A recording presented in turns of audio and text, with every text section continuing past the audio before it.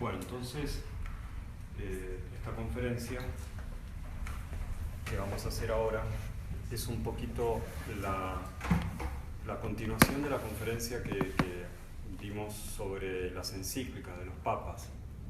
Entonces, hay una lógica porque vamos a hablar de cómo nuestra razón, nuestra inteligencia puede llegar al conocimiento racional de Dios, a la existencia de Dios. Entonces, la demostración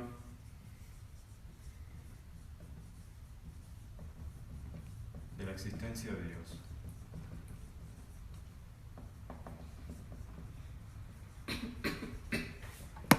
Para eso nos vamos a servir especialmente de la enseñanza de Santo Tomás de Aquino, porque habíamos dicho que el tema de esta conferencia son las 5 vías para la demostración de la existencia de Dios, las famosas, las célebres 5 vías de Santo Tomás, que él las pone, ¿no es cierto?, en su Suma Teológica.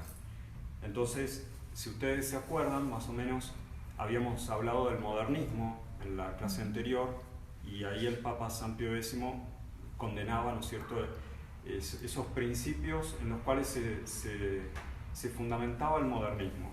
Entonces, acuérdense que eran 2 principios básicamente. El primero era el agnosticismo y el segundo era la inmanencia vital. Y que en base a esos 2 principios, que son filosóficos, ¿no es cierto?, los modernistas reducían la fe a un sentimiento, al sentimiento religioso. El primer principio es precisamente lo que nos va a servir a nosotros para completar la idea de esta conferencia. Nosotros estamos diciendo que nuestra inteligencia, que ha sido creada por Dios, puede llegar al conocimiento de Dios como causa de toda la creación, de todas las criaturas. El principio de causalidad. El primer principio de los modernistas, el agnosticismo, decía que no se puede conocer la realidad. Agnosticismo, no se puede conocer. No se puede conocer la esencia de las cosas. Y si no se pueden conocer la esencia de las cosas, yo no me puedo remontar al creador de las cosas. Entonces, por eso el modernismo, ¿no es cierto?, despreciando el valor de nuestra inteligencia, que es un don de Dios, que es una facultad puesta en nuestra alma por Dios, entonces hacen caer todo, ¿no es cierto?, la estructura de la teología católica. La teología precisamente comienza con esto, con la demostración de la existencia de Dios. Por eso Santo Tomás va a poner, va a tratar de la existencia de Dios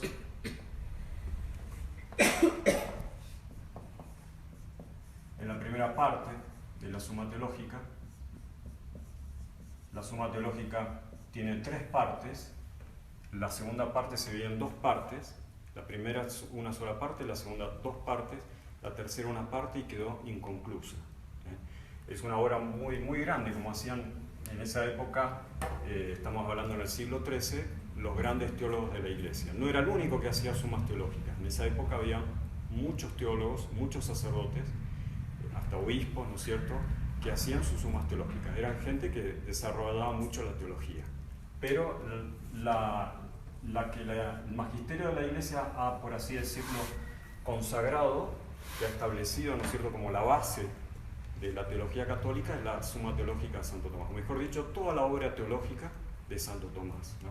Especialmente fue León XIII, el Papa, que reivindicó, ¿no es cierto?, la filosofía y la teología de Santo Tomás. Volver, ¿no es cierto?, a esta filosofía especialmente contra el modernismo, porque es la más, ¿no es cierto?, la más perfecta, por así decirlo, de todas las teologías.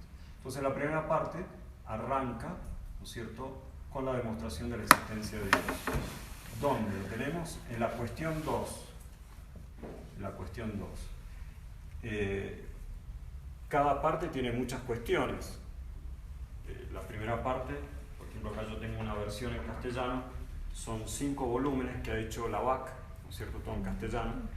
Y la primera parte, ¿no es cierto?, llega hasta la cuestión 90, creería.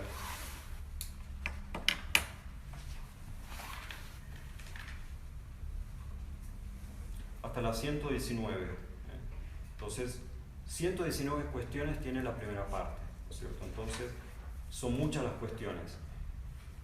Nosotros vamos a meternos en esta cuestión de la Suma Teológica de Santo Tomás, que tiene 3 artículos. acerca de la existencia de Dios.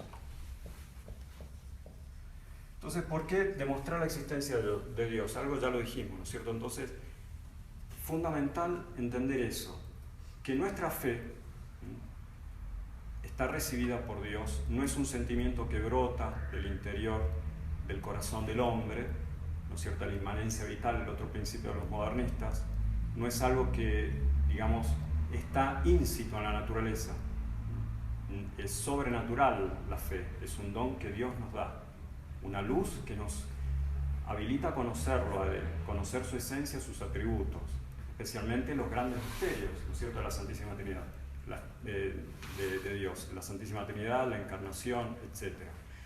Pero lo que tenemos nosotros dado por Dios también, no a nivel sobrenatural, sino a nivel natural, es la razón, la luz de la razón. Entonces, nuestra razón también puede llegar al conocimiento de Dios, y eso es fundamental, ¿no es cierto? Como decíamos, no solamente en contra de los modernistas, sino que es el trabajo que han hecho los filósofos en la historia de la humanidad, ¿no es cierto? Ya lo vamos a ver un poquito. Platón y Aristóteles y muchos otros filósofos, especialmente de Grecia, hablaron de Dios. Y fíjense, eran griegos, tenían una religión en su estado que era el politeísmo, tenían varios dioses. Y sin embargo, usando su razón, Platón y Aristóteles principalmente, dicen que hay un único Dios. Entonces, si ellos no tenían la fe, si ellos no tenían este don, como el pueblo elegido, el judaísmo, entonces, los judíos, entonces, ¿cómo llegaron? Por la razón. Entonces, la razón puede llegar a conocer algo de Dios. No la Santísima Trinidad, obviamente, no la encarnación del Hijo de Dios, eso no, pero sí que hay un primer ser, ¿no es cierto?, que ha creado todo, ¿no? Y además, demostrar, sirve nuestra fe, digamos, el ejercicio de la teología es fundamental porque nos ayuda a comprender que nuestra fe no es irracional, no va en contra de la razón, está por encima de la razón, pero no contradice la razón. Es decir, no es irracional creer. Al contrario, las herejías sí son irracionales. Por eso la teología no solamente va a usar el dato revelado, sino que va a desarrollar el uso de la razón a la luz de la teología para sacar conclusiones que van a ser muchas de fe, otras cercanas a la fe, son lo que se llaman las conclusiones teológicas, y otras que vienen a, digamos, a rechazar las herejías, porque son irracionales. Entonces, es fundamental el desarrollo de la razón, el uso de la razón a la luz de la fe. Entonces, por eso los santos padres decían, creo para entender, ¿no es cierto? San Agustín lo dice, y antes de él también otros santos padres, creo para entender. No podríamos saber de que Dios es Padre, Hijo y Espíritu Santo si no tuviéramos la fe. Creo para entender, creo para saber. Hay una diferencia esencial entre un católico, ¿no es cierto?, y un musulmán, por así decirlo. Nosotros creemos en un Dios uno y trino, los musulmanes en un único Dios, pero no la trinidad de personas. Entonces ellos no saben quién es Dios. Nosotros creemos, y porque creemos, porque es un puro don de Dios, sabemos cosas que muchos otros no saben. Pero por la teología, desarrollando la razón al servicio de la fe, eso es la teología, entonces entiendo para creer mejor. Creo para entender, pero también entiendo para creer mejor. O sea, la teología nos va a ampliar, en cierto sentido, esa fe que Dios nos da. Porque vamos a, digamos, a ver un montón de consecuencias que son muy profundas y muy necesarias de nuestra fe a través de la teología. Y eso es lo que han hecho, ¿no es cierto?, los grandes teólogos. No solamente demostrar que la fe no es irracional creer, al contrario, las herejías son irracionales, y además, ¿no es cierto?, profundizar nuestro conocimiento divino. La teología viene entonces a profundizar nuestra fe. Creo para entender, pero también entiendo para creer. En el Catecismo de San Pío X, tenemos cuando San Pío X toca, ¿no es cierto?, el primer artículo del credo, ¿Qué nos enseña el primer artículo del credo? Creo en Dios Padre Todopoderoso, creador del cielo y de la tierra. El primer artículo del credo nos enseña que hay un solo Dios, que es todopoderoso, que creó el cielo y la tierra y todo lo que en el cielo y en la tierra se contiene, a saber, el universo mundo, lo que ya sabemos. Pero fíjense qué importante es la pregunta que sigue. ¿Cómo sabemos que existe Dios? Se pregunta entonces San Pío X en el Catecismo. ¿Cómo sabemos que existe Dios? Sabemos que Dios existe porque nuestra razón nos lo demuestra y la fe lo confirma. Entonces, la razón también demuestra la existencia de Dios. Y eso es lo que vamos a hacer hoy, siguiendo, ¿no es cierto?, lo que nos propone Santo Tomás en la cuestión 2. Fundamental eso porque hoy en día hay un escepticismo muy grande por esa influencia del modernismo, por ese principio que decíamos, ¿no es cierto?, del agnosticismo, que nos denunciaba San Pío X, ¿no es cierto?, y que hicimos referencia en la clase pasada. Si no se puede conocer la criatura, menos voy a poder conocer, tener un acceso a la causa de la criatura, al Creador. Entonces no existe. O tiene que salir de adentro, es un sentimiento religioso. No, nosotros vamos a hacer todo un razonamiento, como nos enseña Santo Tomás, de algo real, a través de algo real que son las criaturas, para elevarnos al Creador, a la existencia real del Creador. Entonces, la importancia de la teología es esa, ¿no?, del uso de la razón. Bueno, antes de entrar en los 3 artículos que vamos a ver, el primer artículo nos dice Santo Tomás algo que puede ser un poco chocante para nosotros, pero realmente es así. Hay muchas cosas que a este nivel, a nivel científico, tal vez nos puedan causar un cierto escándalo porque no está preparada todavía nuestra inteligencia para las afirmaciones teológicas. Pero realmente es así. El primer artículo nos dice que Dios no es evidente.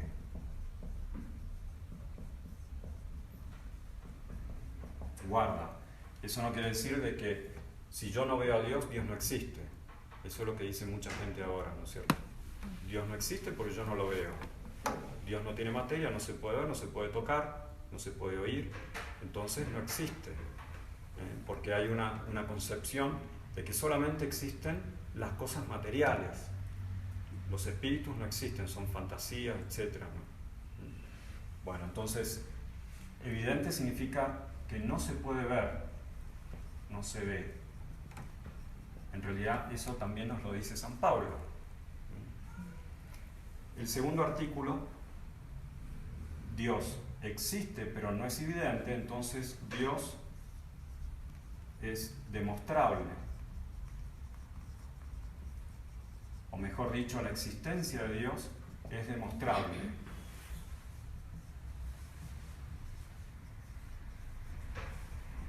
Lo que nos decía, ¿no es cierto?, la segunda pregunta del catecismo. ¿Cómo sabemos que Dios existe? Porque la fe lo demuestra y la fe lo confirma. La razón lo demuestra y la fe lo confirma, nos dice San Pío X, ¿no? Y el tercer artículo, entonces, que es lo que precisamente lo que hemos venido, ¿cómo se demuestra la existencia de Dios?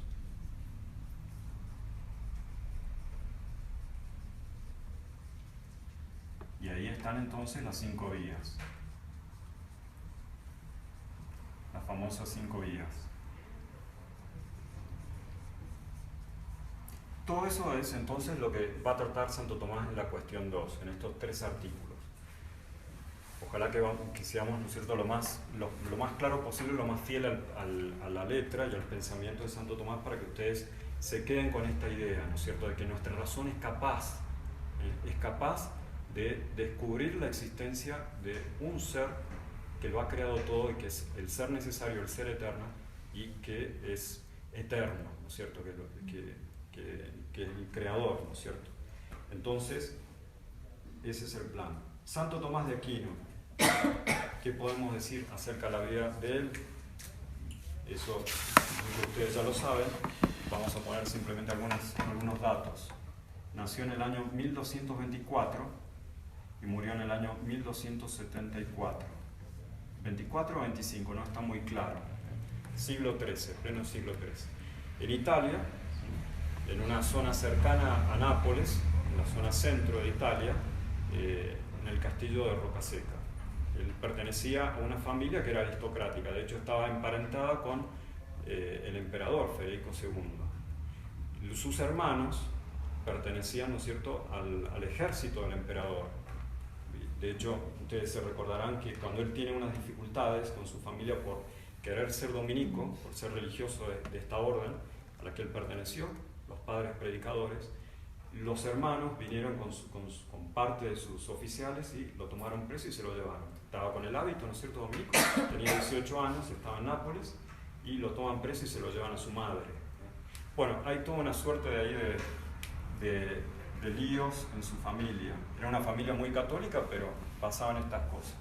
O sea que vivió entre 49 y 50 años. Y el gran teólogo de la iglesia, ¿no es cierto? Entonces, a los 5 años, su mamá, sus papás, lo metieron en el convento, en el monasterio de Montecassino, el famoso monasterio benedictino que fue fundado por San Benito directamente. En el siglo V, San Benito de Nurcia, ¿no es cierto?, el gran padre del monaquismo occidental, entonces fundó Montecassino. Y como era el monasterio más antiguo de la cristiandad, y era muy grande, y con muchos siervos, con muchas tierras, esta familia aristocrática quería poner sus esperanzas de que él iba a llegar a ser abad. Entonces era muy común en aquella época, habían grandes vocaciones, pero también había mucho interés por ahí, ¿no es cierto? Y habían vocaciones un poco forzadas, ¿no? O los padres determinaban mucho la vida de sus hijos, a veces para bien, a veces para mal. Entonces lo metieron a Santo Tomás como un niño en el monasterio Montecassino, pensando o apostando de que él iba a llegar a ser abad. Y ser abad de Montecassino era ser un gran poderoso en la cristiandad, ¿no? Y lo que él, en realidad le sale mal esa jugada a su madre, porque él quiere pertenecer a este nuevo estilo de vida religiosa, los mendicantes. Los benedictinos venían ya del siglo V, también tenían los 3 votos religiosos: la pobreza, la obediencia y la castidad, es más, un 4º voto de estabilidad, ¿no? Pero esta nueva orden era muy especial porque se dedicaba a la enseñanza de la fe y vivía, ¿no es cierto?, mendicando. No tenía ninguna tierras, ni los dominicos ni los franciscanos no tenían tierras, no tenían posesiones. No estoy diciendo que los monjes tuvieran posesiones porque tenían que hacer voto de pobreza, pero pertenecían a la abadía, y había, en cierto modo, habían ciertos excesos por ser tan ricos esas abadías, especialmente Montecassino. En cambio, este nuevo género de vida religiosa era muy austera. Ya lo sabemos, todos lo sabemos, ¿no?, cómo vivían los franciscanos. Bueno, los dominicos eran un poco así también, vivían de lo que le diera a la gente. Por eso se llamaban mendicantes. Entonces la familia es como que se le viene todo ese proyecto, ¿no es cierto?, de llegar a tener un abad, se les viene abajo.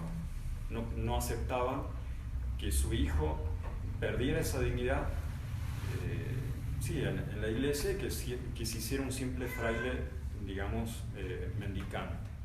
A los 18 años, entonces, Santo Tomás va al monasterio de Nápoles. Entonces, a los 5 años Montecassino y a los 18 años Nápoles. Sí, más que un monasterio, los dominicos ahí tenían una casa de formación, como un convento, y los mandaban a estudiar en la universidad, la famosa Universidad de Nápoles. Y ahí se empieza a formar Santo Tomás. A los 18 años, ¿cierto?, entra en contacto con la congregación, que era dedicada, ¿no es cierto?, a la enseñanza de la doctrina religiosa, a la predicación, y ahí entonces comienza su vida de dominico. Como les decía, entonces la familia se enoja, los hermanos lo capturan, se lo llevan a la madre, y está ese famoso episodio que lo encierran a Santo Tomás en la torre del castillo, el castillo de San Julián o San Juan, no me acuerdo bien, algo así de un año. Un año está encerrado allí. Era muy común en la Edad Media encerrar a la gente en las torres, ¿no? Entonces, no era que su mamá era mala o que sus hermanos eran malos, no, eran católicos, pero tenían intereses, y eso no es muy puro, por así decirlo, ¿no? Querían que su hijo llegara a ser, ¿no es cierto?, una gran figura de la cristiandad, y lo va a hacer de otra manera, lo va a hacer como un gran teólogo, ¿cierto? De hecho, la grandeza de Santo Tomás es ir rechazando todos los cargos que le querían dar.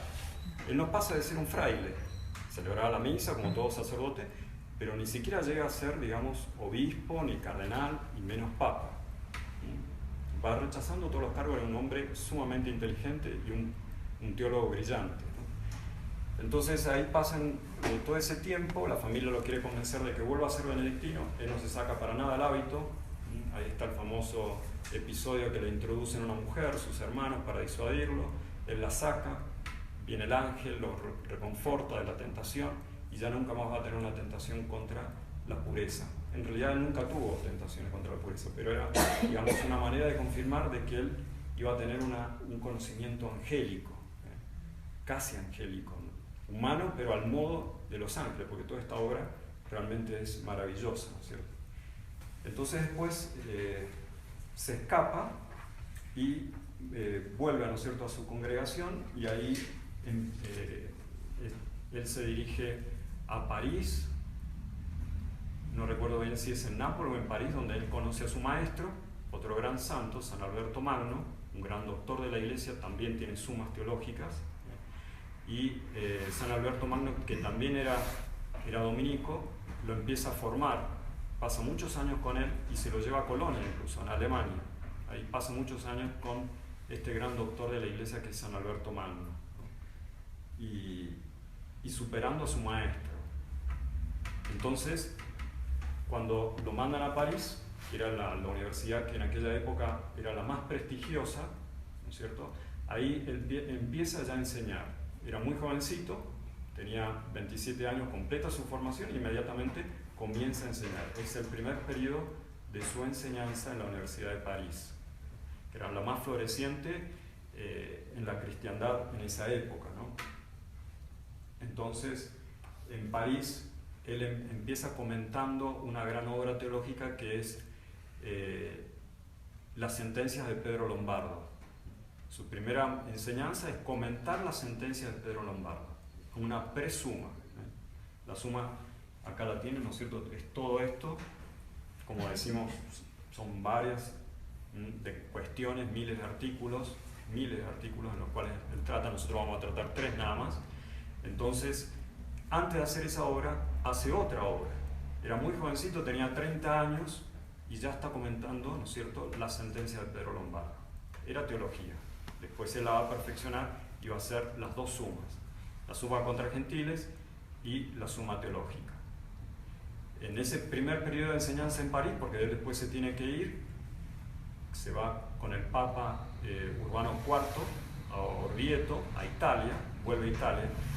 En ese primer periodo es cuando él empieza a sufrir la persecución de los otros maestros en París, porque había teólogos, ¿no es cierto?, que pertenecían al clero secular, eran sacerdotes también, pero no religiosos, que tenían envidia, empezaron a tener envidia de los mendicantes. Entonces ellos tenían 6 cátedras y los mendicantes tenían 2. Los franciscanos y los dominicos tenían dos cátedras. Y eso significaba sacarle recursos, porque los alumnos iban y además de ir a las clases de ellos, de los profesores, asistían a sus misas, y además de asistir a sus misas, daban, ¿no es cierto?, colectas, ¿no? Se daban las ofrendas. Entonces, como empezaron a enseñar mejor los franciscanos y los dominicos que los seculares, empezaban a venir más alumnos a sus cátedras y a sus misas. Entonces se les empezaba a ir de las manos al clero secular, ¿no es cierto?, el dinero. Entonces empezó a haber este problema de la envidia. Creo que era Guillermo de Santamur, que fue el primer perseguidor de Santo Tomás. Y Santo Tomás se aguanta todo porque es muy humilde y obedece. Y gracias a Dios el Papa lo protege a los mendicantes y en definitiva lo rehabilita a Santo Tomás en la enseñanza. Después de ese periodo, Santo Tomás, como decimos, se va con otro papa, creo que es Urbano IV, el de la institución de la fiesta del Corpus Christi, a su corte en Orvieto. Y ahí es el teólogo del papa. Entonces está en Orvieto con los cardenales y es el que les enseña. Es impresionante eso, ¿no es cierto? Que este hombre que siempre fue rechazando cargos, muy humilde, que no sigue para nada lo que le había marcado su familia de la infancia, sin embargo está influyendo a toda la iglesia y va a influir después, ¿no es cierto?, de 700 años. Su teología sigue siendo la más influyente, la más poderosa intelectualmente y teológicamente para los estudios, ¿no es cierto?, de la filosofía y de la teología. Entonces, después de ese periodo, vuelve a Francia, vuelve a París, y es el segundo periodo de enseñanza en París. Y ahí completa, ¿no es cierto?, la segunda y la tercera parte de su suma. Ya tiene más años, tiene más experiencia, hace, además de la suma, un montón de otros opúsculos.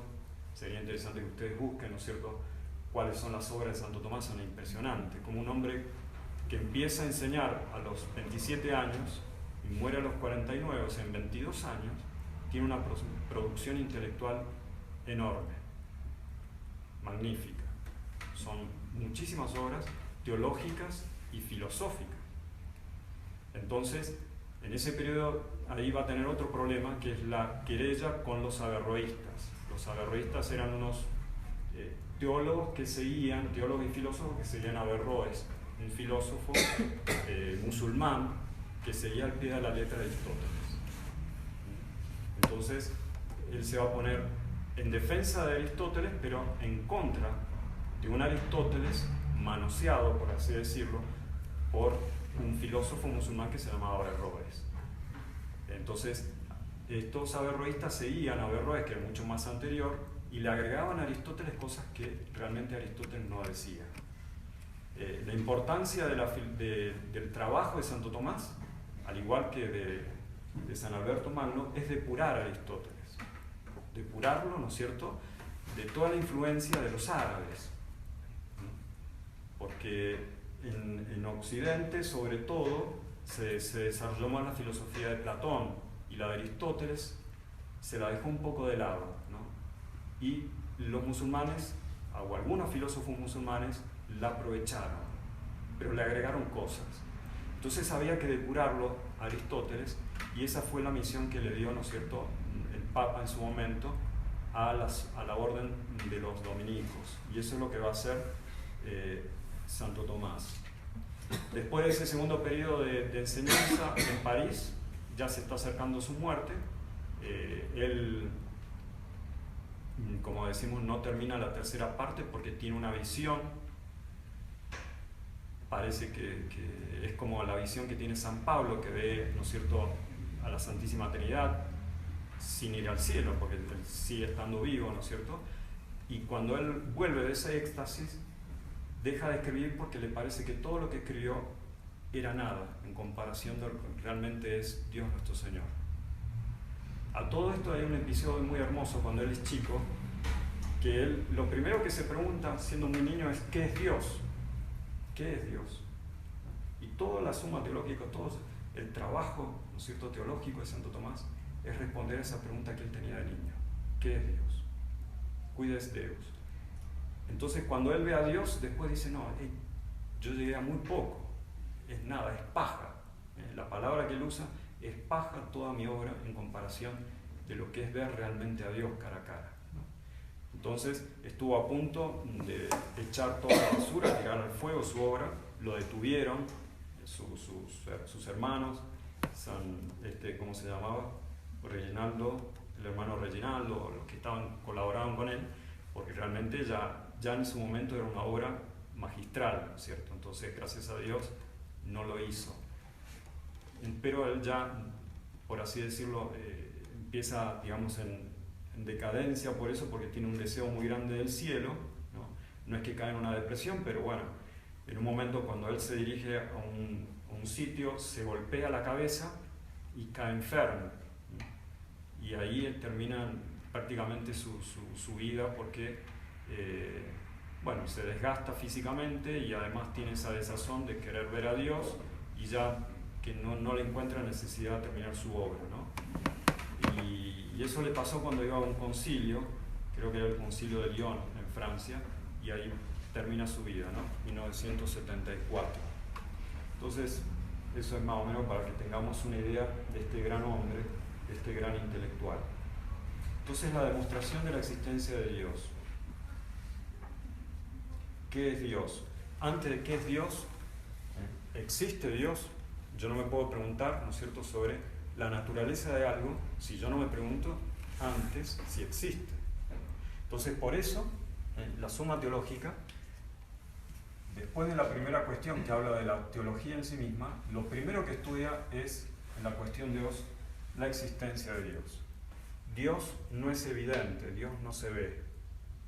Eso no quiere decir que no exista, al contrario, existe, es más real que todas las cosas que vemos, que tocamos, porque los seres inmateriales son más reales, los ángeles son más reales que nosotros somos más reales que un animal, porque tenemos un alma espiritual, a semejanza divina. Entonces Dios, si bien no lo vemos, existe. Entonces, demostrar su existencia. Decíamos que San Pablo dice lo mismo. No está en la Suma de Santo Tomás, lo que les voy a leer, pero vale la pena leerlo porque está en la revelación. Entonces, yo voy agregando cosas a la Suma, pero quiero que, digamos, que se quede bien claro de que propiamente lo de la Suma, yo les voy a avisar en qué momento lo decimos, porque si no puede llegar a pensar de que yo le estoy, digamos, poniendo a Santo Tomás algo que él no dice. Entonces, lo que digo ahora está, no en la Suma, podría estar, ¿no? Pero Santo Tomás no lo puso, pero son palabras de la Sagrada Escritura. Entonces, en Juan 1:18, si quieren anotar, Juan 1:18.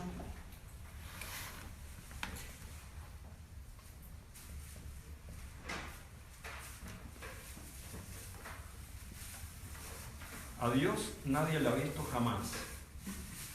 A Dios nadie le ha visto jamás, dice San Juan. Visto, ¿no? Entonces, ver, así como vemos un hombre, un gatito, una casa, eso es tener evidencia inmediata, porque veo, existe. Es la evidencia de la experiencia sensible. Sería ridículo decir, no existe este gato, y lo estoy viendo, lo estoy escuchando. Bueno, entonces, la evidencia inmediata de los sentidos. Con Dios no pasa eso. No hay evidencia inmediata porque a Dios nadie le ha visto. Juan 1:18. San Pablo dice lo mismo, como decíamos, en 1 Corintios 13:12. 1 Corintios 13:12. Eso tampoco lo pone Santo Tomás, pero yo se lo leo porque precisamente es de lo mismo lo que va a tratar Santo Tomás. Ahí San Pablo en los Corintios dice, al presente no vemos a Dios, sino como en un espejo. Al presente no vemos a Dios, sino como en un espejo. O sea, no lo vemos directamente, eso va a ser en el cielo. En el cielo sí vamos a tener evidencia, si vamos al cielo vamos a tener evidencia de Dios. Vamos a ver al Padre, al Hijo y al Espíritu Santo, la suma felicidad. Pero al presente, en esta vida, dice San Pablo en los Corintios, no vemos a Dios sino como en un espejo. Entonces, una representación en un espejo. Cuando nosotros nos vemos en un espejo, no decimos, ese soy yo. Esa es una representación en 2 dimensiones, falta una dimensión. Entonces, es una imagen muy perfecta porque me la está dando un espejo. Pero el verdadero yo es el que está delante del espejo, ¿no? Entonces es muy interesante lo que dice San Pablo. Al presente no vemos a Dios sino como en un espejo. Y bajo imágenes oscuras, ¿no es cierto? Son representaciones oscuras de Dios. Pero entonces, en el cielo, veremos cara a cara. Ahí está la evidencia inmediata. Si nosotros nos portamos bien, cumplimos los mandamientos, morimos en gracia, y después del purgatorio, ojalá que no pasemos por él, por lo menos posible, vamos a tener evidencia inmediata de ver a Dios cara a cara. Como ahora vemos a nuestra familia, vemos los animales, las casas, lo que sea. Pero ahora en esta tierra no. Dios no es evidente. A Dios no le ha visto nadie jamás. En 1 Timoteo 6:16, San Pablo también dice algo interesante. 1 Timoteo 6:16. Él solo es inmortal por esencia, está hablando de Dios, y habita en una luz inaccesible. Dios habita en una luz inaccesible. Es lo mismo, si es inaccesible esa luz, entonces no se puede ver en esta vida.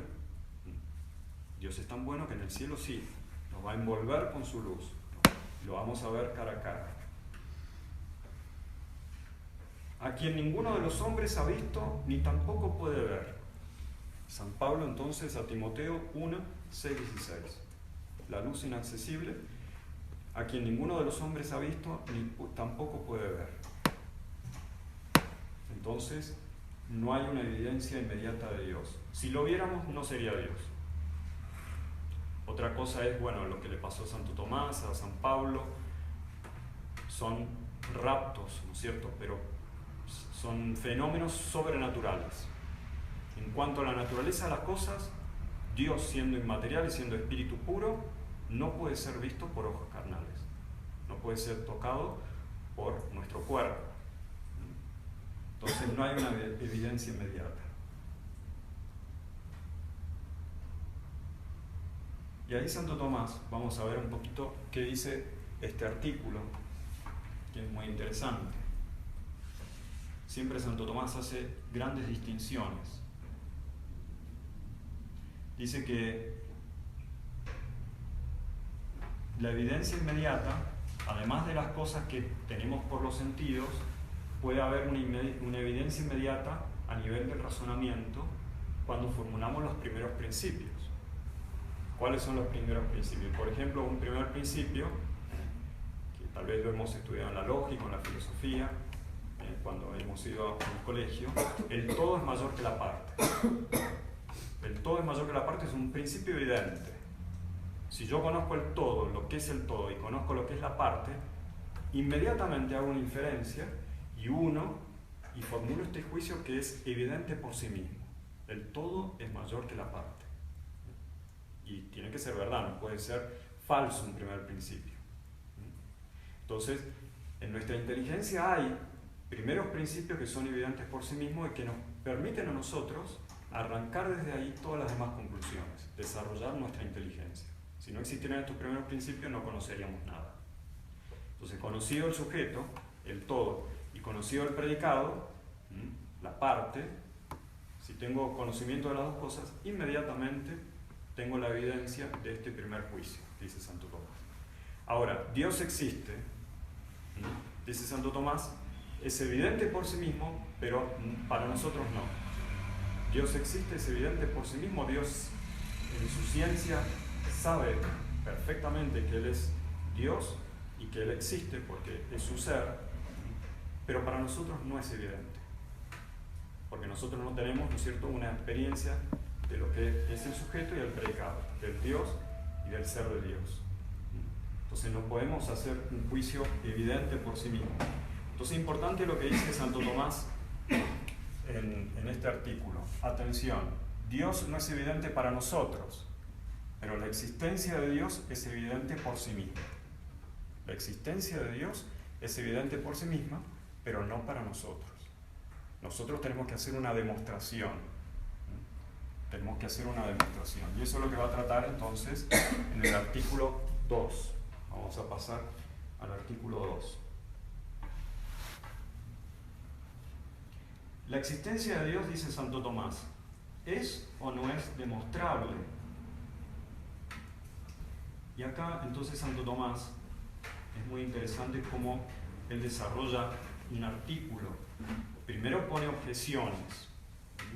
Pone las objeciones a esta enseñanza o a la conclusión a la que él quiere llegar.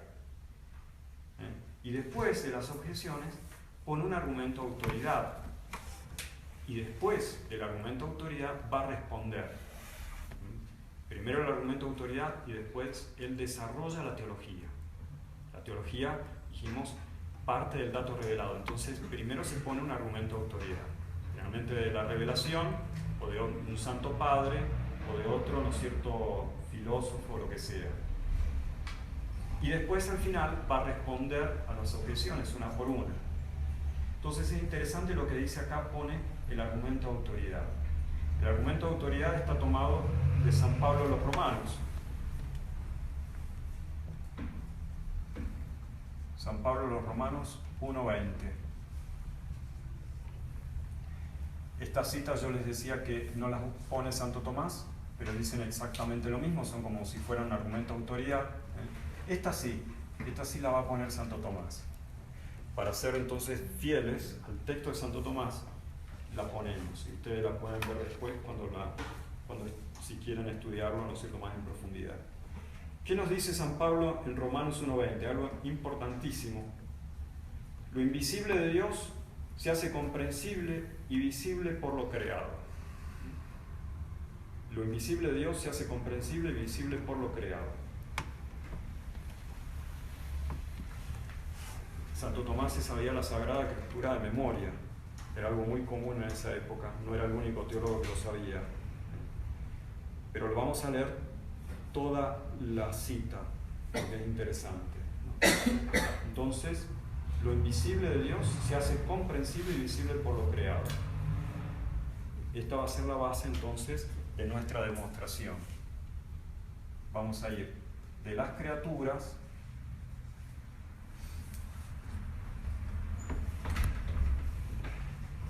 al Creador.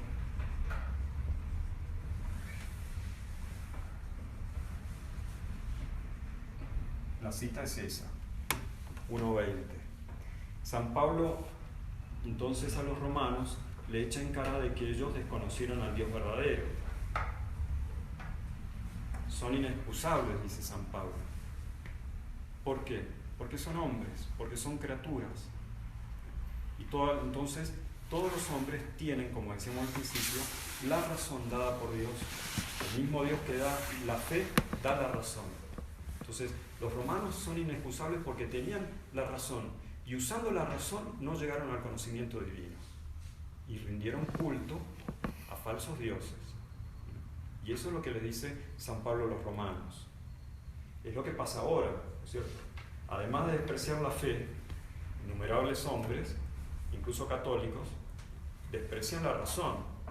Entonces no quieren utilizar esa razón que Dios les ha dado para descubrir la existencia de una causa primera que ha creado todas las criaturas. La causa es invisible, pero los efectos de esta causa son visibles.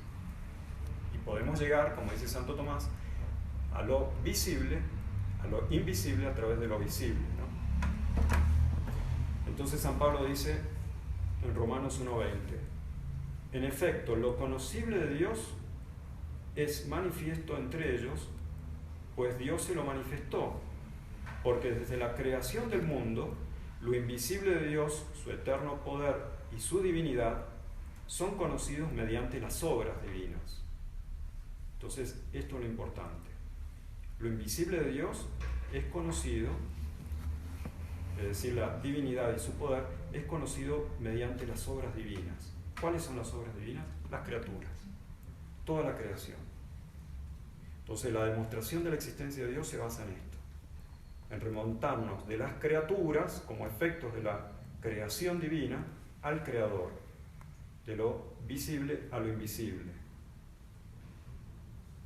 No es evidente, no se ve, pero se puede demostrar a través de lo que vemos, que son obras del mismo Dios. De manera que son inexcusables, dice San Pablo. ¿Quiénes? Y ustedes, los romanos, son inexcusables, por cuanto conociendo a Dios, no le glorificaron como a Dios, ni le dieron gracias, sino que se entontecieron en sus razonamientos, viniendo a oscurecerse su insensato corazón. Y alardeando de sabios, se hicieron necios, y trocaron la gloria de Dios incorruptible por la semejanza de la imagen del hombre corruptible y de aves, cuadrúpedos y reptiles. Es decir, que no le dieron gloria al verdadero Dios y se la dieron, ¿no es cierto?, a las criaturas.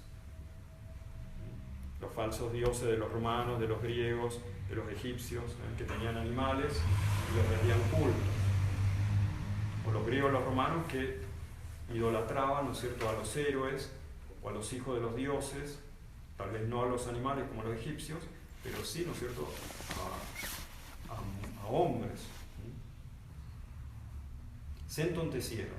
O sea, en un primer momento ellos descubrieron una primera causa, creadora de todas las cosas visibles, pero su razón se vino, ¿no es cierto?, a entontecer, a oscurecer, y trocaron la gloria del verdadero Dios en la gloria de los animales y del hombre corruptible. Entonces son inexcusables. El uso de la razón entonces está dado por Dios para esto, para demostrar la existencia de Dios, ¿no? Entonces el argumento de autoridad.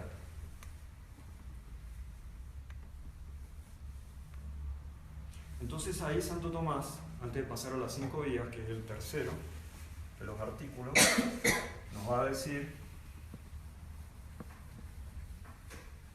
que va a desarrollar un poquito más, ¿no es cierto?, cómo es esto de la demostración de la existencia de Dios.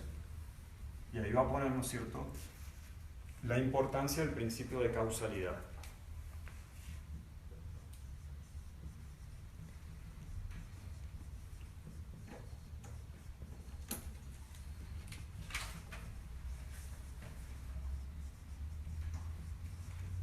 Bueno, otro de los pecados de la filosofía moderna, como decíamos al principio, uno es el agnosticismo, que las cosas no se pueden conocer, las esencias de las cosas no se conocen, la verdad no se conoce, cada uno tiene su verdad, lo que sea, pero también otro pecado del modernismo, de la filosofía moderna, es despreciar esto, el principio de causalidad. Y es fundamental en todo, porque las ciencias también se basan en el principio de causalidad. Hay efectos y hay causas. Ustedes lo han estudiado, hay algunos que son ingenieros, lo que sea, bueno, hay, ¿no es cierto?, el principio de causalidad está en todas las cosas. Y también, especialmente en filosofía y en teología. Entonces, la demostración de la existencia de Dios, nos dice Santo Tomás, se basa en el principio de causalidad. Porque esta demostración, dice, puede ser de la causa al efecto, o del efecto a la causa.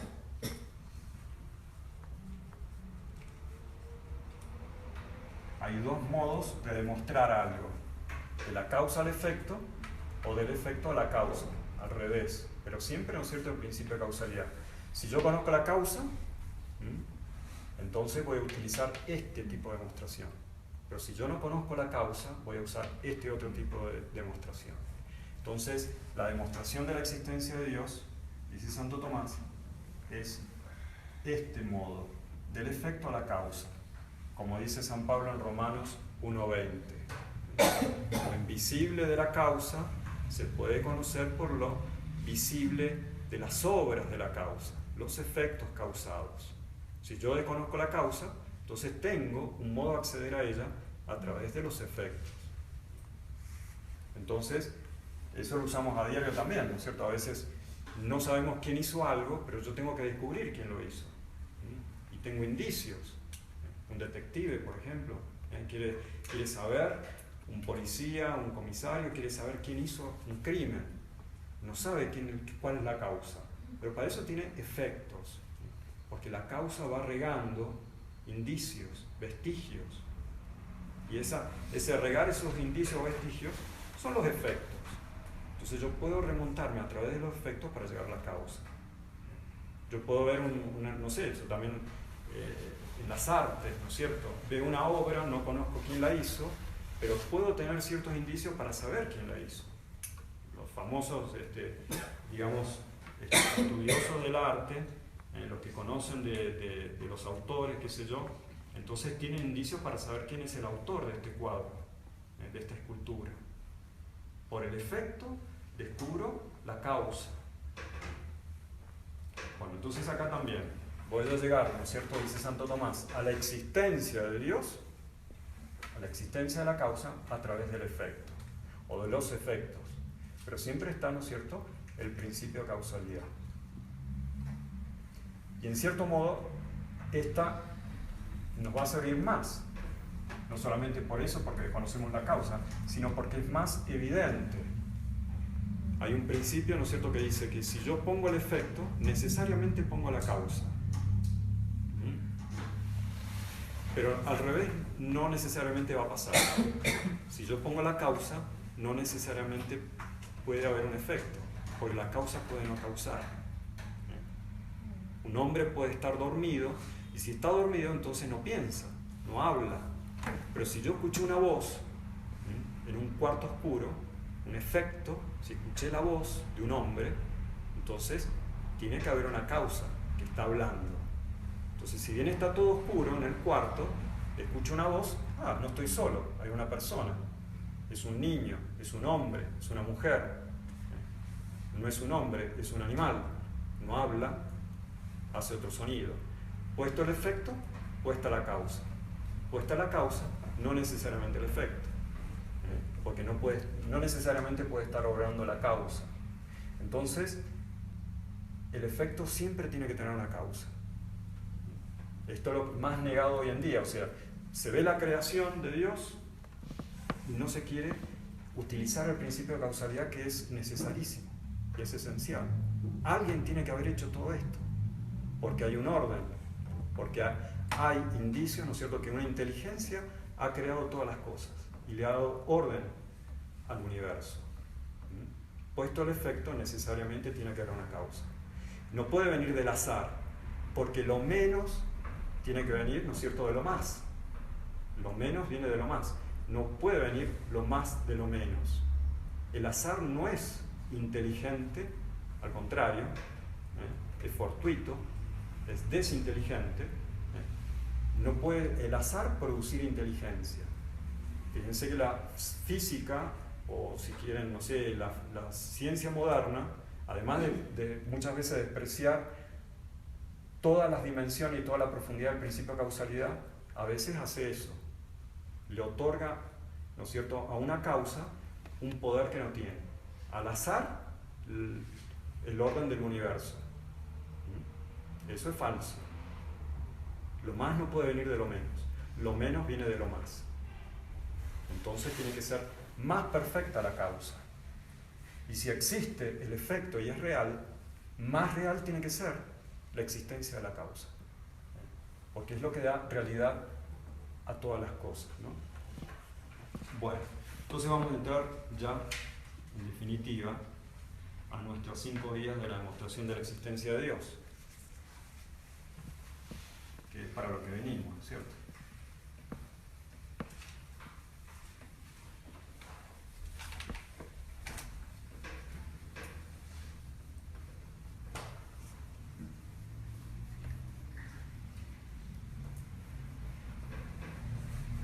Las 5 vías. Entonces, en estas 5 vías, Santo Tomás nos va poniendo ejemplos muy sencillos, que uno diría, ¿cómo puede ser que la filosofía, la teología se base en cosas tan sencillas, tan domésticas, tan vulgares en algún sentido? Claro, porque no es complicado todo esto, son volúmenes muy grandes, pero si nosotros nos ponemos a leer, vamos a ver que todo tiene lógica, que todo cierra, que los principios son muy evidentes, muy asequibles a la inteligencia, porque vivimos a diario con las cosas de las cuales se hablan acá, pero muchas veces no pensamos en las cosas que Santo Tomás y la teología desarrollan, ¿no es cierto? Entonces, en esas 5 vías va a desarrollar toda la profundidad del principio de causalidad. Son los 5 modos de causalidad, o mejor dicho, 5 aspectos de abordar toda esta profundidad del principio de causalidad, ¿no? Entonces, el tercer artículo, ¿Dios existe? Sí. Se puede demostrar, ¿no es cierto?, por 5 vías.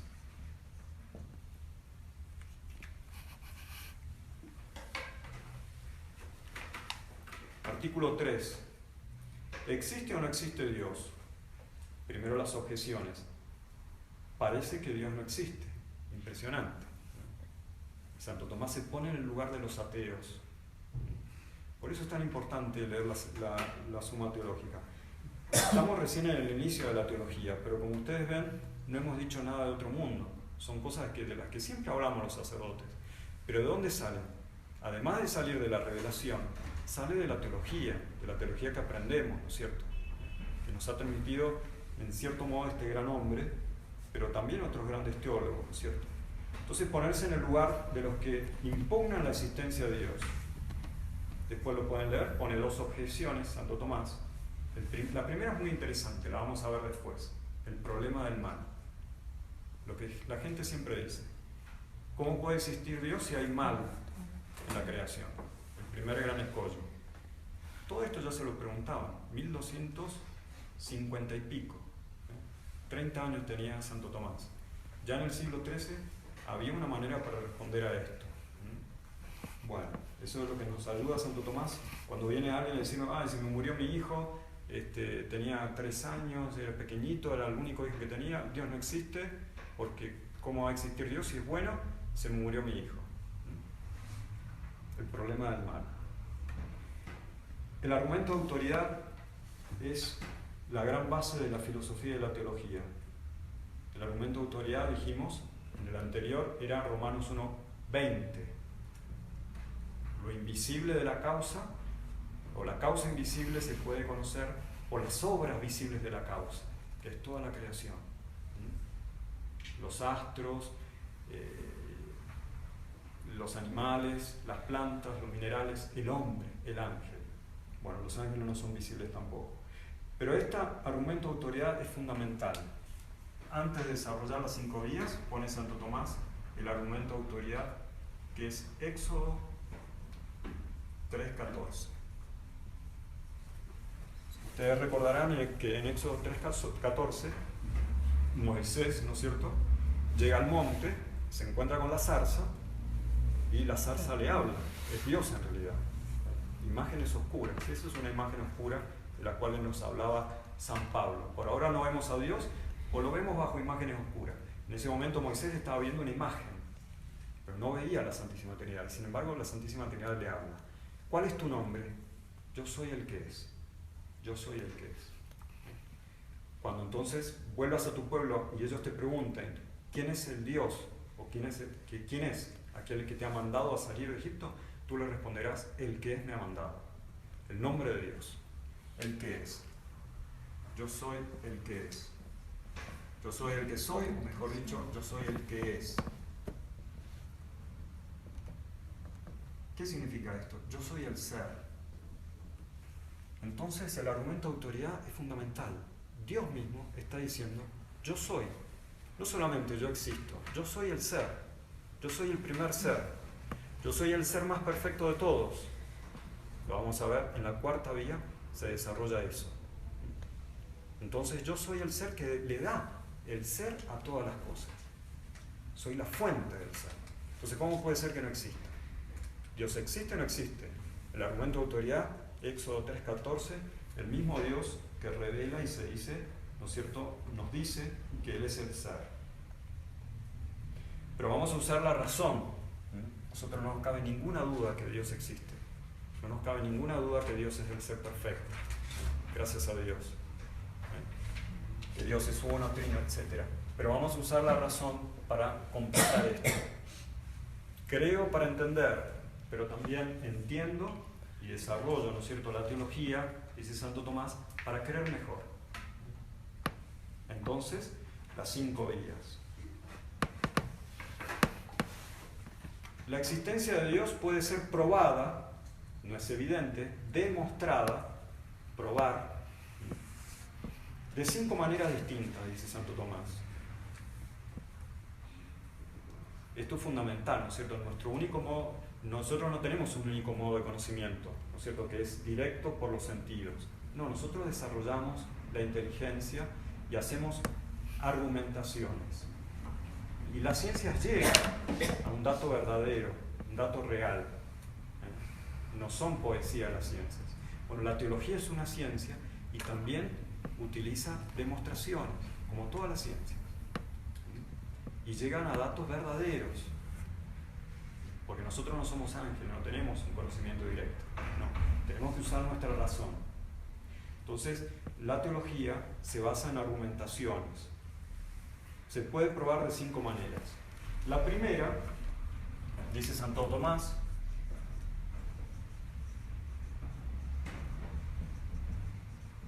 es a través del movimiento. La primera vía, dice Santo Tomás, es la más clara y la más manifiesta. Vemos en el universo que nos rodea que hay cosas que se están moviendo, cosas que se mueven. Y ahí va a explicar Santo Tomás qué es el movimiento. Entonces, el movimiento de los seres. Motor y móvil.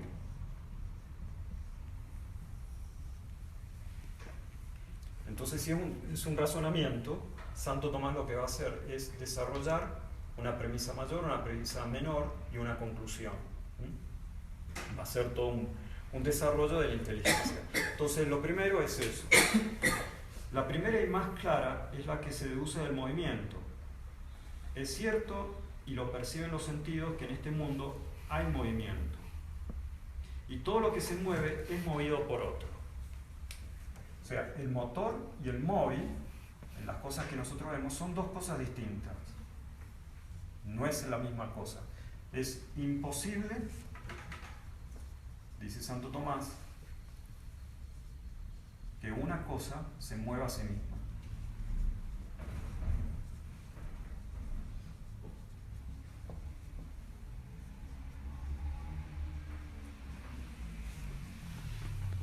Bueno, esta afirmación, que es tan simple, nos podría parecer errónea o falsa. ¿Acaso yo no me estoy moviendo? ¿Acaso un animal no se mueve? Pero no, es absolutamente verdadera y tiene su razón de ser, porque va a explicar en qué consiste el movimiento. En eso se va a basar, ¿no es cierto?, más bien en la física, no en la física moderna, porque estamos hablando de un hombre del siglo XIII. Es la física de aquel entonces, que es una física que pertenecía a la filosofía. Entonces, el movimiento es el paso de la potencia al acto.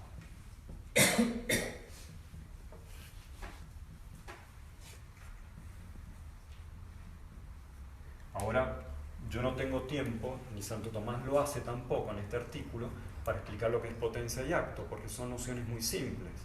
Estas nociones son indefinibles, dice Santo Tomás. No tenemos algo anterior que nos permita definirlas, pero las utilizamos porque son lo más evidente que hay. Entonces pareciera como que son un dato de fe, que yo le tengo que hacer caso a Santo Tomás, pero en realidad son principios en los cuales se sustenta la argumentación de Santo Tomás y son muy evidentes, son evidentísimos y no nos pueden llevar, ¿no es cierto?, a la falsedad. Entonces lo vamos a describir, este movimiento, a este paso de la potencia al acto, poniendo un ejemplo.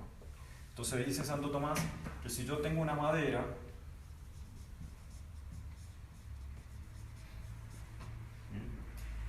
y la madera puede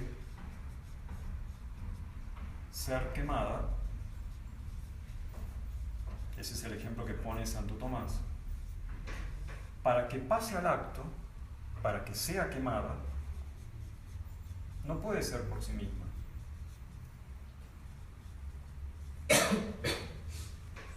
Se quema en acto por un agente. Entonces, yo necesito, para que algo pase de la potencia del acto, de la posibilidad a la realización, yo necesito un agente que lo mueva. Y pone el ejemplo, ¿no es cierto?, que ese agente es el fuego. El fuego es el calor en acto que hace que la madera que podía ser quemada pase a ser quemada en acto, a quemarse en acto. Si yo no tengo fuego, la madera no se quema. La madera a sí misma no se quema. Eso es algo evidentísimo en nuestra vida. Lo vemos a diario. Si yo no muevo esto nunca se va a mover. Necesita haber un agente, ¿no es cierto?, que agarre el papel y lo mueva. ¿Qué pasa con las cosas que tienen vida? Parece que es una objeción muy grande. Nada se mueve a sí mismo, nada puede pasarse a sí mismo de la potencia del acto, necesita un agente en acto que lo pase, lo actualice. Pero ¿qué pasa con el animal? ¿Qué pasa con el hombre? ¿Qué pasa con los astros? Bueno, los astros es más fácil, Dios nos mueve, ¿no es cierto? Dios está poniendo movimiento en la creación. Pero un ser que tiene vida, ¿cómo se mueve? Y en realidad, dice Santo Tomás, fíjense lo que va a poner.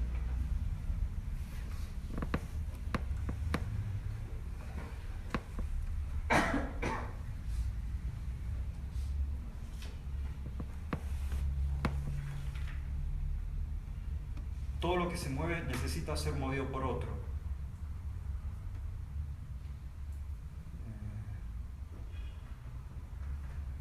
Nada se puede mover a sí mismo respecto de lo mismo. Nada se puede mover a sí mismo respecto de lo mismo. O sea, cuando un animal se está moviendo, o yo me estoy moviendo, en realidad es el alma el que está moviendo el cuerpo. No es que el cuerpo se mueve a sí mismo. Porque si no, si todos los cuerpos se movieran a sí mismos, hasta los cuerpos sin vida se moverían a sí mismos. Tiene que haber otro principio que no es el cuerpo para que le dé movimiento al cuerpo. Por eso dice Santo Tomás que nada se mueve a sí mismo respecto a lo mismo. O bien necesita un agente o un principio dentro de sí mismo que lo esté moviendo. Fíjense que estas cosas son, a diario nosotros la vemos, pero no nos damos cuenta de toda la profundidad. Eso es lo que demuestra que nosotros tenemos un alma que da vida al cuerpo y lo mueve al cuerpo. Entonces el principio de Santo Tomás es válido, no es falso. Si yo me estoy moviendo, no es que mi cuerpo se mueva a sí mismo, es que hay un alma que está moviendo el cuerpo. Lo mismo pasa con el animal. ¿Y el alma quién la mueve? ¿El alma se mueve a sí mismo? Tiene que haber un bien que la está activando al alma para moverse. Si yo no quiero, ¿no es cierto?, tomar el papel, no me voy a mover, pero si yo necesito el papel, el alma se mueve y el alma mueve al cuerpo. Pero si yo no necesitara el papel, entonces el alma no se movería. Es el fin el que mueve al alma y el alma el que mueve al cuerpo. O sea que el principio está bien establecido. Es imposible que una cosa, respecto a lo mismo, se mueva a sí misma. Entonces, esto es fundamental porque la primera objeción podría ser esa. ¿Qué pasa con los seres con vida que se están moviendo? Y no se mueven respecto a lo mismo. Se mueven a sí mismos, pero son principios que mueven a otros. Bueno, entonces, para salir de este problemita. Ahora, ¿qué pasa? Dice Santo Tomás. Cuando tengo una serie de motores y movidos, porque eso es lo que pasa, ¿no es cierto?, en el universo. Este paso de la potencia al acto se da en todas las cosas. Y yo no puedo, dice, ir al infinito. No se puede ir al infinito.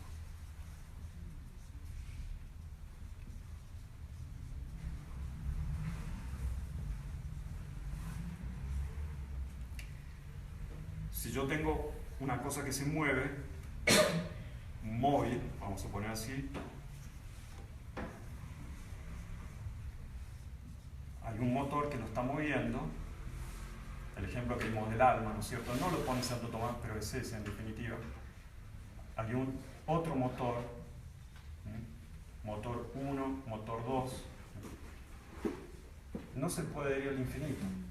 Si no hay un primer motor, dice Santo Tomás, nada se movería. Si yo veo que hay un movimiento en el universo y veo que hay cadenas de motores, tiene que haber un primer motor, dice Santo Tomás. Porque si yo fuera al infinito, ninguno de los motores se estaría moviendo y comunicando movimiento hasta el último que se mueve. Entonces, todos estos motores son motores pero movidos. Porque este primer motor es movido por el segundo. Mueve al móvil, pero es movido por el segundo. El motor segundo mueve al primero, pero es movido por el tercero. No puede ir al infinito de Santo Tomás. Tiene que haber un primer motor. Y este primer motor es un motor inmóvil. Bueno, yo le estoy diciendo, primero por el tiempo, porque recién estamos en la primera prueba, ¿no? No nos podemos poner a hablar acá de las objeciones de la física moderna o de la ciencia moderna. Estamos hablando, ¿no es cierto?, de principios muy evidentes, principios muy sencillos, ejemplos muy sencillos, pero que tienen su validez y que no son falsos y que no alcanzan, ¿no es cierto?, a ser impugnados por las objeciones de la ciencia moderna. Porque la ciencia moderna no va a hablar de un primer motor inmóvil que comunica el movimiento a todas las demás cosas, sino que dice que el movimiento es perpetuo. La objeción de la física moderna, yo no soy físico, pero ustedes lo sabrán mejor que yo porque están más en contacto con, digamos, con estas cosas. Bueno, dice que el movimiento es eterno, es un sinsentido. Tiene que haber un primer motor que da el primer impulso, porque si no, nada se movería. Y eso es muy lógico. Así como dijimos que nada se mueve a sí mismo, y lo demostramos, tiene que haber algo siempre que esté moviendo a una parte para que se mueva al todo, pues nada se mueve a sí mismo respecto a lo mismo.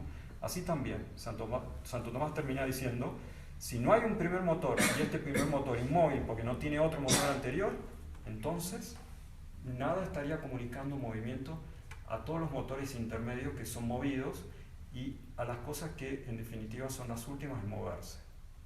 No habría movimiento. Y este primer motor, dice Santo Tomás, es lo que llamamos Dios. Ojo, no es Dios uno y trino, volvemos a lo mismo, no es el Dios de la fe, pero es el mismo Dios. Es el Dios en cuanto, ¿no es cierto?, llegamos al conocimiento a través de la razón. Es el mismo Dios verdadero, es el primer motor inmóvil. Bueno, vamos a pasar rápido porque si no, si ustedes tienen alguna pregunta, después, ¿no es cierto?, la podemos responder, pero la idea es avanzando en el razonamiento de Santo Tomás. Entonces la primera vía es el movimiento. Las otras vías van a seguir el mismo desarrollo porque estamos viendo, ¿no es cierto?, todas las dimensiones del principio de causalidad. La segunda vía, dice Santo Tomás, es por la vía de la eficiencia. La primera es la más clara, la más evidente, es la del movimiento. La segunda es la de la eficiencia. ¿Quién hizo a quién?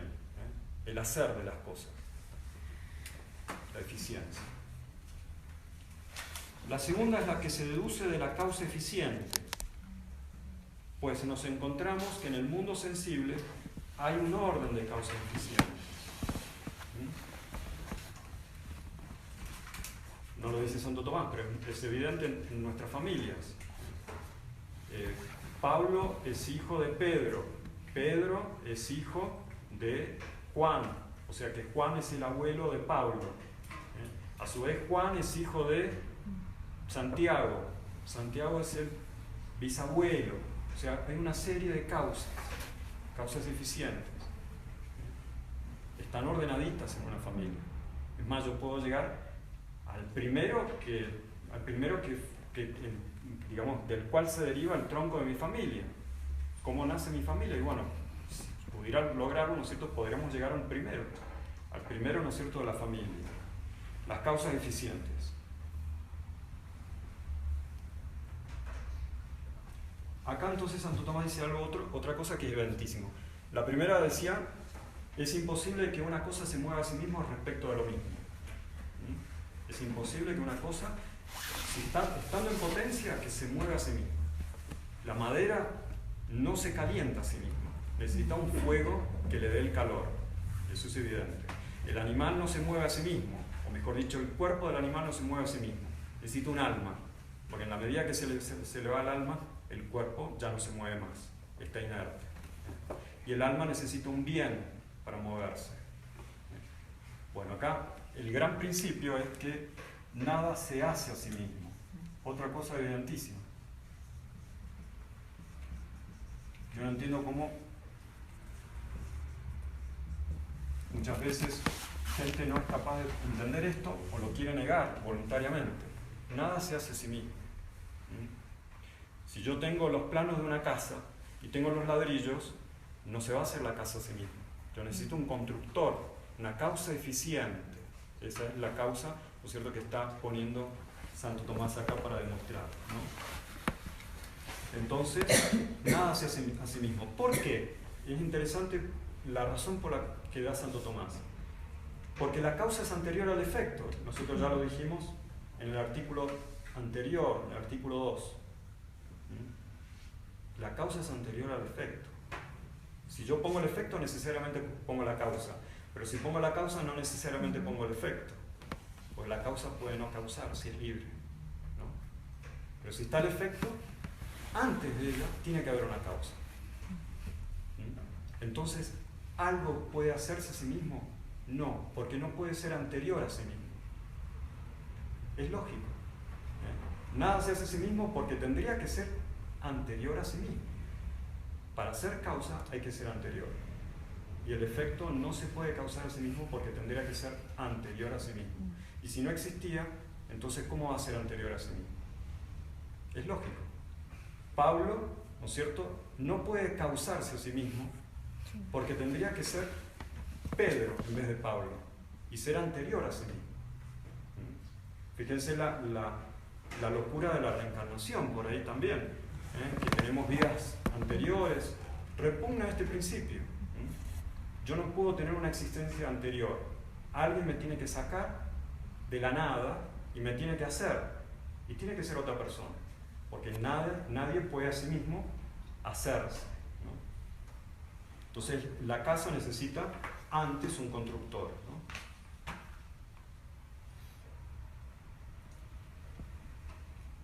Sin embargo, no encontramos ni es posible que algo sea causa eficiente en sí mismo, pues sería anterior a sí mismo, cosa imposible.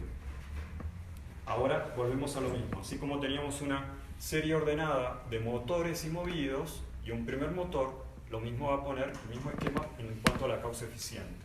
Si yo tengo causas ordenadas, eficientes ordenadas,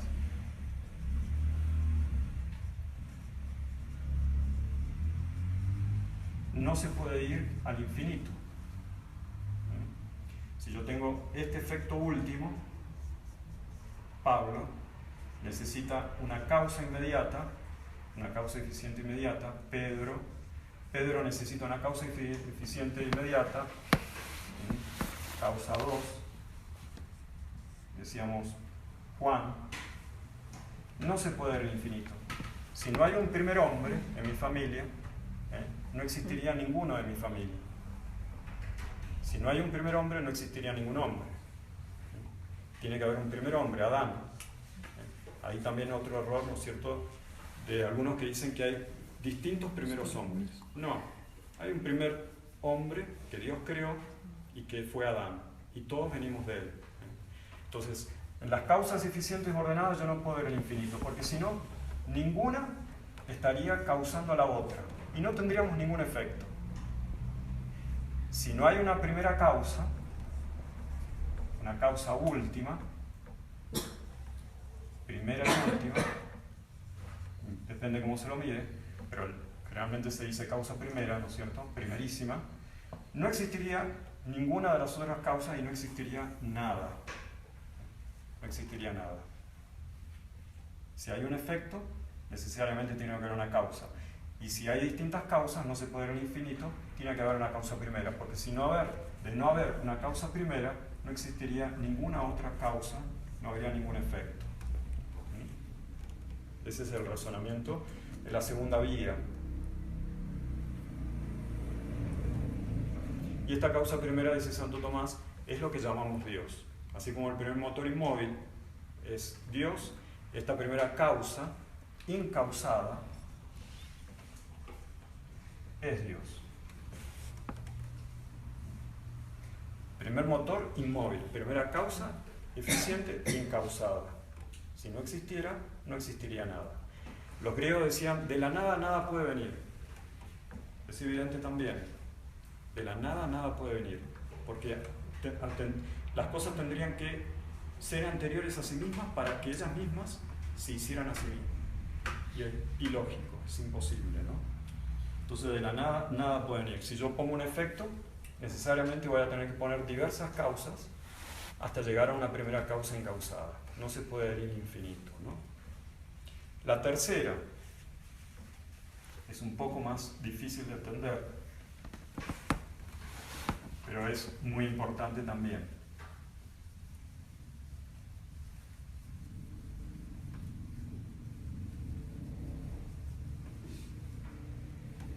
La tercera vía es la de la posibilidad, lo posible y lo necesario.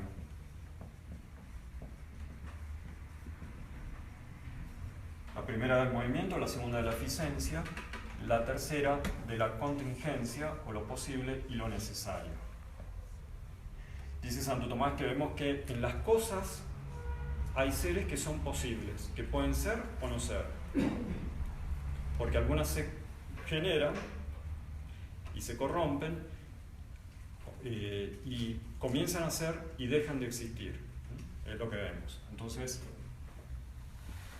hay en las cosas seres posibles que pueden ser o no ser.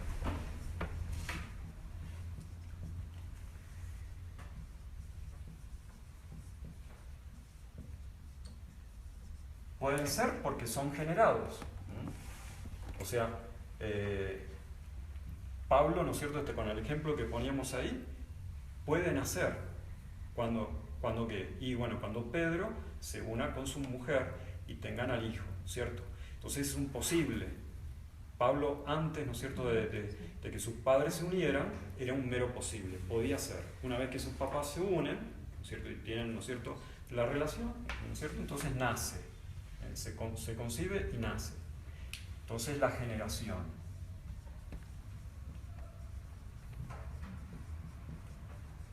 Y el no ser, la corrupción.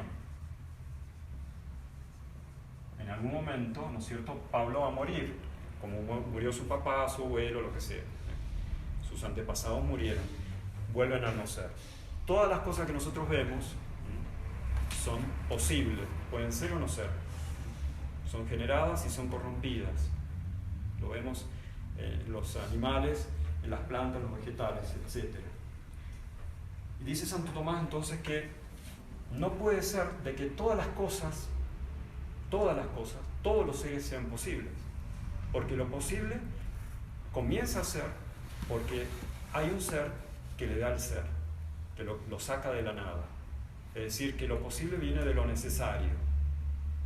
Tiene que haber algo necesario que permite, ¿no es cierto?, que las cosas posibles comiencen a ser. Entonces, no todas las cosas son posibles, porque si no, nada existiría. Lo posible es lo que en algún momento no fue.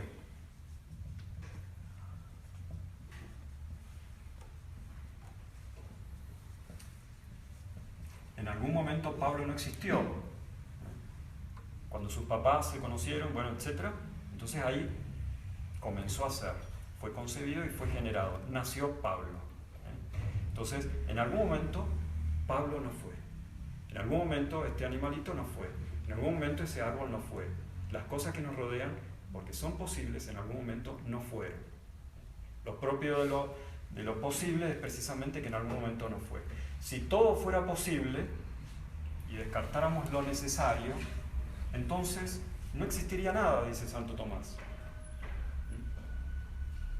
Porque si todas las cosas tuvieran esa posibilidad de ser o no ser, y no hubiera un ser necesario que les diera el ser, entonces, si todas las cosas fueran posibles, nada existiría en este momento.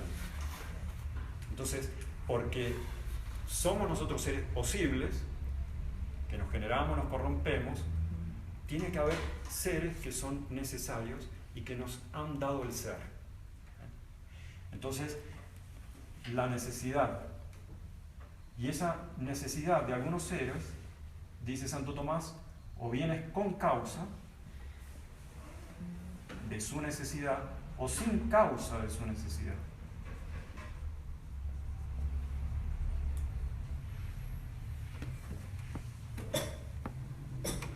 Y acá vuelve a poner Santo Tomás lo mismo que había puesto en la primera y en la segunda vía. No se puede ir al infinito en la línea de los motores movidos. Tiene que haber un primer motor inmóvil. No se puede ir al infinito en la la línea o en la concatenación de las causas causadas. Tiene que haber una primera causa encausada. No se puede, ¿no es cierto?, ir al infinito con los seres necesarios con causa. Tiene que haber un primer ser necesario sin causa de su necesidad. Y a ese lo llamamos Dios. Y esto es muy interesante porque los seres necesarios con causa de su necesidad,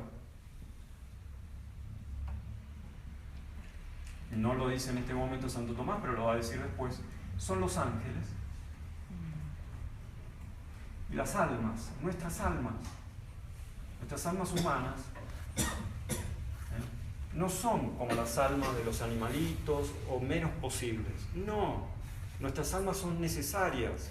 Una vez que Dios las crea, no van a dejar de ser. Importantísimo esto. Ya de acá está sentada la inmortalidad del alma. Los ángeles, una vez que son creados, no van a dejar de ser. Irán al cielo, al infierno, lo que sea. Pero no van a dejar de existir. Dios no lo va a aniquilar porque son seres necesarios. No tienen la posibilidad de ser o no ser. No como esto. Un alma no se genera ni se corrompe. Un cuerpo sí. Mi cuerpo sí se va a corromper o se generó en algún momento, porque mis padres me dieron vida, a Pablo le dieron vida, en algún momento se va a corromper. Pero el alma de Pedro, por ser un alma humana, al igual que los ángeles, es un ser necesario con causa de su necesidad en Dios. Entonces no se puede ir al infinito. De todos esos seres, tiene que haber un ser sin causa de su necesidad, uno único, y ese es Dios. Así como hay un primer motor inmóvil y una primera causa eficiente incausada, hay un primer ser y un único ser necesario absolutamente y sin causa de necesidad, y que causa la necesidad de los otros seres necesarios con causa de su necesidad y de todos los demás seres posibles. En el principio creó Dios los cielos y la tierra, y creó a los ángeles y creó al hombre y le dio un espíritu. Es lo que está en la revelación. Entonces, por la razón, Santo Tomás llega a lo mismo, ¿no? Bueno, la cuarta vía, así vamos terminando.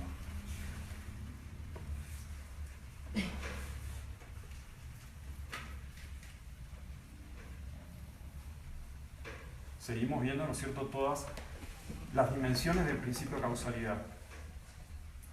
Y esta cuarta vía es la más, así como la primera era la más evidente, la cuarta vía es la más profunda. Porque vamos a analizar esto. Yo soy el ser. Entonces, es muy cortita la cuarta vía, pero es muy importante porque es en la cual se basa toda la teología de Santo Tomás de Aquino. El ser. La cuarta se deduce de la jerarquía de las perfecciones que encontramos en las cosas. Hay una jerarquía.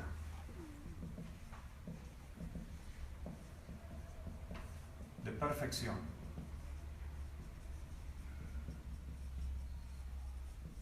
Dice Santo Tomás que en las cosas hay más y menos. Jerarquía de perfección. Hay un más y un menos que hay un más y un menos de bondad, dice Santo Tomás. Hay un más y un menos de verdad en las cosas. Hay un más y un menos de nobleza en las cosas. ¿Es más noble una piedra que una hormiga? No. Una hormiga que tiene vida, que tiene un alma, que está moviendo su cuerpo, entonces tiene vida, entonces tiene más nobleza que una piedra. Hay un más y un menos en todas las cosas. Hay más bondad, hay más verdad, hay más nobleza en algunos seres. En otros hay menos bondad, hay menos verdad, hay menos nobleza. Pero el más y el menos, dice Santo Tomás, se dicen respecto a lo que es máximo. A un máximo.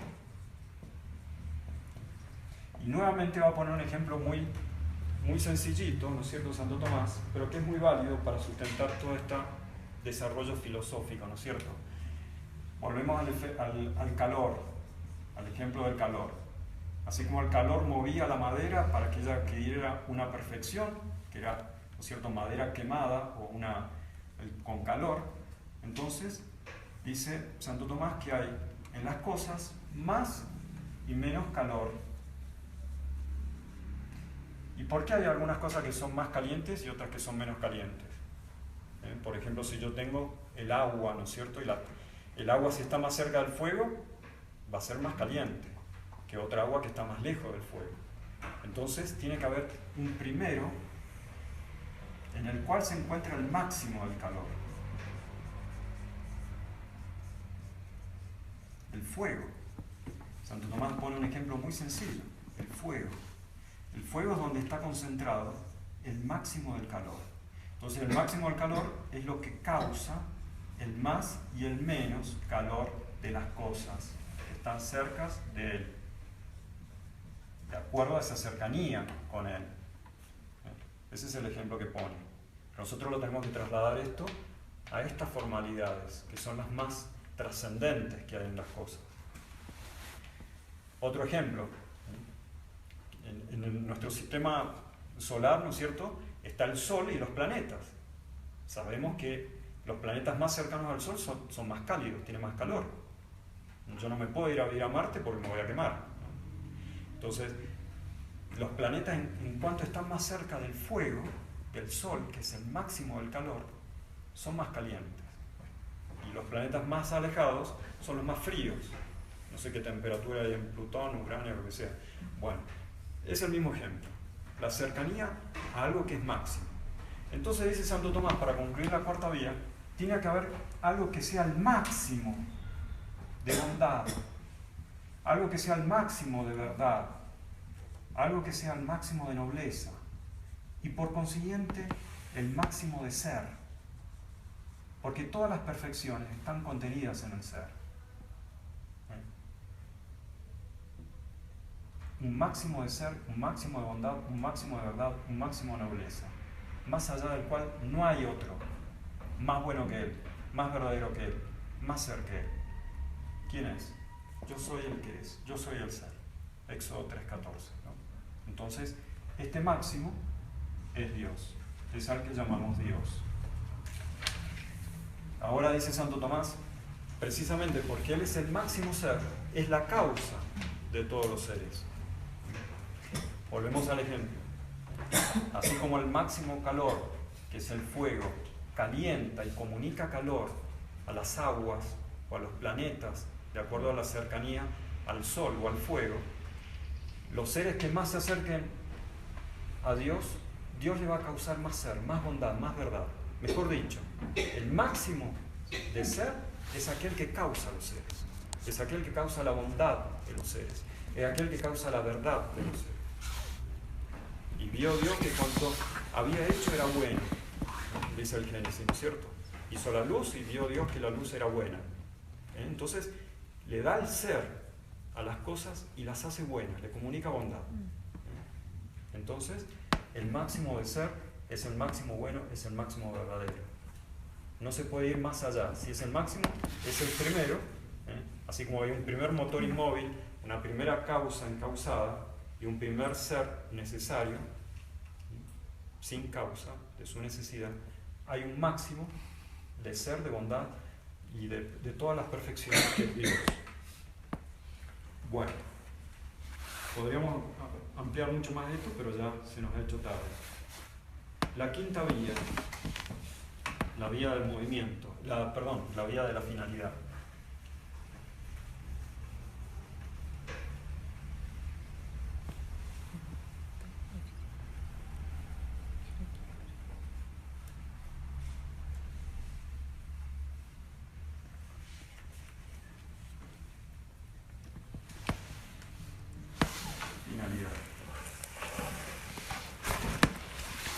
Bueno, para terminar simplemente se las leo,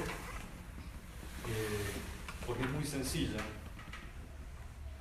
Sin embargo, es muy importante porque es quizás la más, todas en algún aspecto son la más necesaria, ¿no?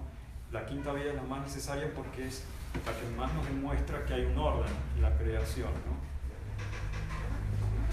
La quinta se deduce a partir del ordenamiento de las cosas, pues vemos que hay cosas que no tienen conocimiento, como son los astros, y que sin embargo obran por un fin. Esto se puede comprobar observando cómo siempre, o a menudo, obran igual para conseguir lo mejor. El Sol siempre sale con el mismo lugar, siempre hay un movimiento estable en los astros. Entonces, están moviéndose hacia un fin, pero sin conocimiento. De donde se deduce que para alcanzar su objetivo no obran al azar, lo que decíamos al principio, ¿no? Lo más no puede venir de lo menos. Si hay un movimiento inteligente en los astros, eso no puede venir del azar. Lo más no viene de lo menos, sino intencionadamente. No tienen conocimiento, pero hay una intención. Entonces, ¿quién les puso esa intención? ¿Quién les comunica ese orden a los astros, que es un orden inteligente para alcanzar sus fines? ¿Quién mueve al animal cuando tiene hambre? Dijimos que el alma mueve al cuerpo, pero él no se da cuenta cuando va detrás del alimento, cuando va detrás de la hembra. No, lo hace sin inteligencia. ¿Quién lo está moviendo para alcanzar sus fines? Alguien con inteligencia. Intencionadamente, no obran por el azar. Las cosas que no tienen conocimiento no tienden al fin sin ser dirigidas por alguien con conocimiento e inteligencia, como la flecha por el arquero. Un ejemplo muy sencillito también. La flecha salió disparada y dio en el blanco. Bueno, tiene que haber alguien, una inteligencia que la dirige al blanco. Acá también hay una inteligencia que mueve los animales, les pone instintos para alimentarse y reproducirse, y para que los astros se muevan siempre en la misma dirección, porque si no habría catástrofes, ¿no? Por eso decimos que es la más necesaria, porque más nos demuestra la inteligencia y la sabiduría divina. Por lo tanto, hay alguien inteligente por el cual todas las cosas son dirigidas al fin, y le llamamos Dios. Entonces, la quinta vía nos demuestra que hay una inteligencia suprema, la finalidad, una inteligencia suprema.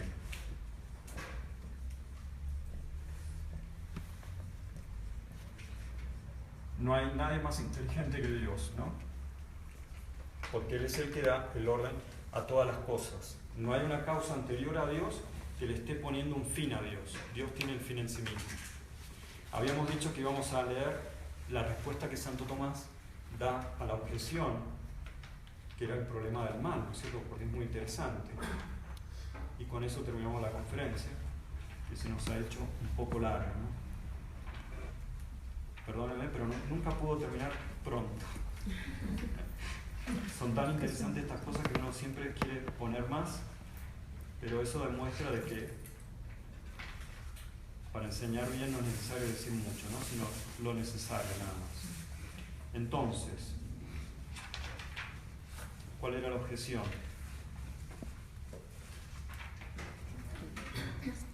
El problema del mal.